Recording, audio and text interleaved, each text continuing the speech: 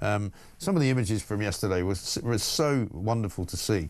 Obviously, an awful lot of healing that needs to be done, but a fantastic day, orchestrated, of course, and managed and organised by Donald J. Trump. Nothing to do with Keir Starmer, who was humiliated on the world stage. Jake, very good morning to you.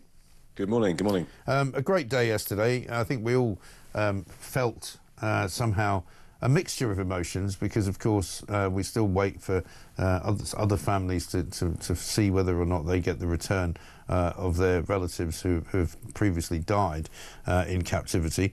But a fascinating day. I was saying this morning, it must be quite incredible for some of the hostages to wake up this morning in a sort of a clean bed for the first time in 737 days, surrounded by loved ones. They must be waking up thinking it's all a dream.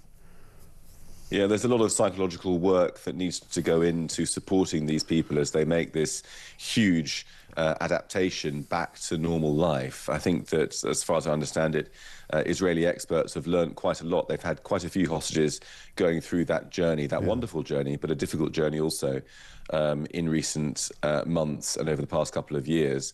Only recently, a former victim of somebody who was in the Nova festival attack committed suicide. So it's a very real and difficult challenge to cope with. And yeah, I mean, aside from that, without wishing to downplay the scale of the challenge, it's a wonderful day. You know, one of the things that Israeli society has that we seem to have lost to a large extent is a sense of the whole nation being one family. And I think that really explains the scenes of widespread jubilation across the country, not just the families themselves, but everybody felt invested in these people. And now they're finally back. You know, up until now, there's a sense of unfinished business, of trauma that the whole country's been going through. Now they're back. Finally, it can begin to heal. Yeah, I think so. Let's have a look at Donald Trump talking about his personality. I remember Hillary Clinton during a debate, she said, look at him, he's going to go to war with everybody.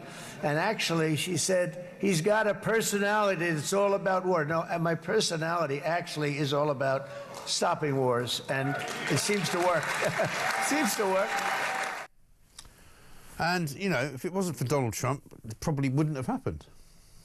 I mean, this whole thing has been a result of the Trump whirlwind sweeping into the Middle East and carrying all the leaders up into this sense that actually we can do this, that freeing the hostages was always the right thing to focus on. And now finally, the Arab world in particular has been united by the force of Trump's personality. Of course, big questions remain about how the next stages of the deal are going to work. The devil will be in the detail.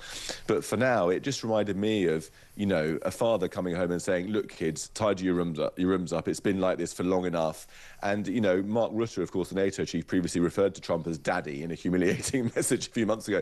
But there was that sense of, you know, these kids lining up on the stage saying, OK, fine, we'll actually do the right thing and get Hamas to release the hostages. It's extraordinary. Yeah, really. And one thing that was also very clear yesterday was what disdain Keir Starmer and the British government are held in, not only by Donald Trump, but also by the Israeli government.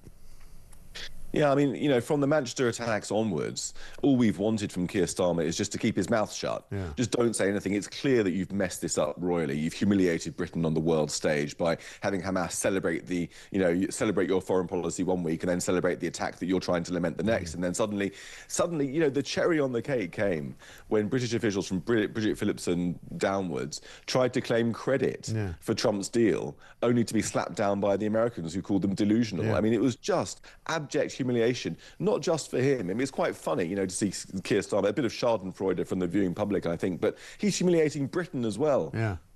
He really is, and that is the tragedy of it. I mean, nobody in this country, I think, wants to see our Prime Minister being humiliated, but because it's Keir Starmer and he's so unpopular, we quite like watching him squirm. But, I mean, as a nation, we should be embarrassed by it.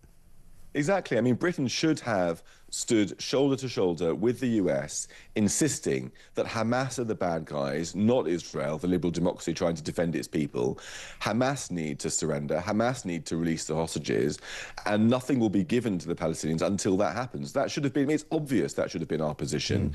And yet we kowtowed to the propaganda, to various special interest voting groups in our country, and it led to the abject, you know, abysmal humiliation of us recognizing a Palestinian state without demanding that Hamas surrenders, emboldening Hamas to reject the deal at the time and prolong the war. We've only contributed towards extending this war, whereas Donald Trump has stopped it. And now Keir Starmer is being humiliated, trying to claim the credit for something that he actually worked against. Yeah, it is extraordinary. But there we are. Jake, great to see you. Thank you very much indeed. It's a great week for everybody who believes in democracy and